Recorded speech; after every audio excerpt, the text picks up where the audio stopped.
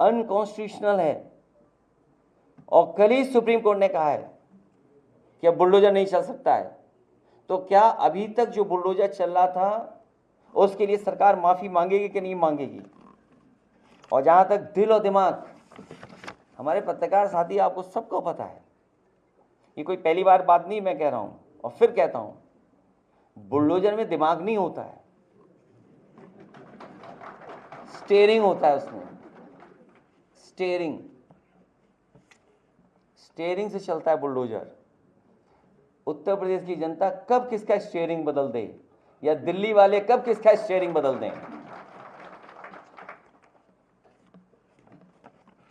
और बुलडोजर जो है, जिनके लिए बुलडोजर बल व नाइंसाफी का प्रतीक है, मैं उन्हीं को बुलडोजर की मुबारकबाद देना चाहता हूं।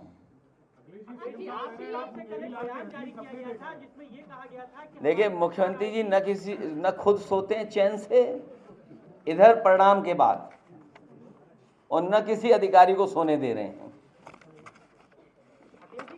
अखिलेश जी, ये भी मुख्यमंत्री जी ने कहा है कि जैसे भेड़िए का इस वक्त आतंक है, 2017 से पहले चाचा भतीजों का आतंक था। देखिए आप उलझो मत, आप बिल्कुल मत मानिए, क्योंकि मैं जानता हूं कि अखबार मीडिया भी थोड़ा बाइज्ड है। 46 में 56 क्यों नहीं पूछा आपने? वो तो सदन की बात है, ये तो सदन की बात है। 46 में 56, हम तो आप ही लोगों से कहेंगे कम से कम उन्हीं से पूछिए कि 46 में 56 वाली सूची कब आएगी, आएगी कभी कि नहीं आएगी। और फिर जहां तक माफियाओं की बात है, पुराने रिकॉर्ड उठा करके देख लीजिए, किसी और को भी माफिया कहा जाता था।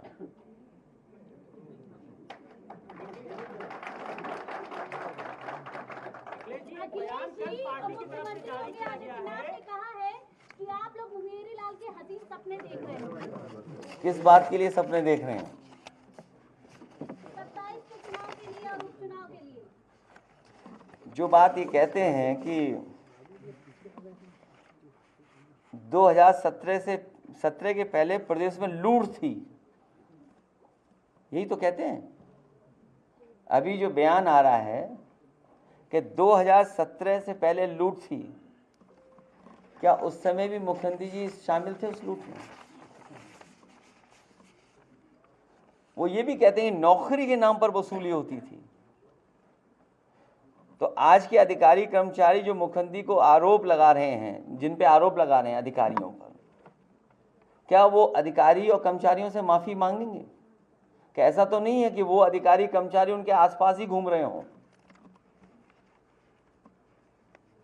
अखिलेश जी, कल आपकी पार्टी की तरफ से एक बयान जारी किया गया जिसमें आपके द्वारा ये कहा गया कि 27 में जब हमारी सरकार आएगी तो बुलडोजर का रुख गोरखपुर की तरफ है। तो इसमें क्या गलत कहा? इसमें गलत क्या कहा?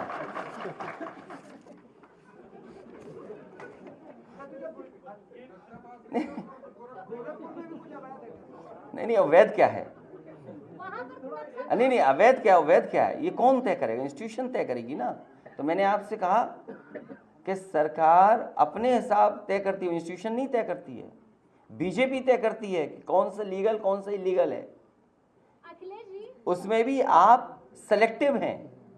आप लखनऊ में चले जाइए, मैं तो आपसे कहता हूं कहीं और मत जाइए। मैं एक याद दिलाता हूं आप लखनऊ का, जो लोग कह रहे हैं हसीन सपना या जो भी बातें कह रहे हैं, आपको याद होगा लखनऊ के एक बिना नक्शा पास किए होटल में आग लग गई थी, कुछ लोगों की जान चली गई थी।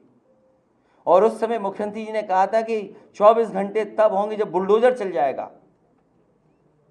मैं जानना चाहता हूं, और प्रदेश की जनता को याद होगा, और प्रदेश की जनता और आप लोग भी जानना चाहेंगे कि आखिरकार क्या बुलडोजर की चाबी खो गई? आपको याद है कि नहीं याद है? और एलडीए में जाइए, आप एलडीए में जाइए और सूची निकलवाइए कि इलीगल बिल्डिंग्स किसकी हैं। ये मौका मिला है कि जितनी भी एलडीए की इलीगल बिल्डिंग हैं आप क्यों नहीं बुलडोजर चला रहे हो वहां पर? आप अकबर नगर में तो बुलडोजर चला रहे हैं, आप नाले पर रिवर फ्रंट बनाने के लिए तो चला रहे हैं, लेकिन जब आपका बुलडोजर आगे चलता है तो क्या कारण है कि बुलडोजर का डीजल या पेट्रोल खत्म हो जाता है? और फिर आपने देखा नहीं एक फ्रस्ट्रेटेड अधिकारी को किस तरीके से एक व्यापारी के सर पे सर मार दिया था? आखिर वो अधिकारी फ्रस्ट्रेटेड क्यों था? इस बात के लिए आपको जानना चाहिए कि आखिरकार फ्रस्ट्रेटेड क्यों था वो। फ्रस्ट्रेटेड इसलिए था कि उस पर दबाव था, लोग पैसे मांग रहे थे अधिकारी से, अधिकारी पैसे के दबाव में उससे पैसे मांगे जा रहे होंगे। आपको इस बात पे जानना चाहिए कि एक अधिकारी सोचो किसी के सर मार दे, कितना फ्रस्ट्रेटेड रहा होगा। तो इसलिए सवाल ये नहीं है कि दिल और दिमाग, मैंने आपसे कहा कि बुलडोजर पे कोई दिल और दिमाग नहीं होता, ये कैमरे पे भी दिल और दिमाग नहीं होता, जब आप चलाते हो तब कैमरा चलता है। अखिलेश जी, उपचुनाव को लेकर आप लोगों का क्या निर्णय है? उपचुनाव में सभी सीटें 10 की 10 उत्तर प्रदेश की जनता इंडिया गठबंधन और पीडीए को जिताने जा रही है।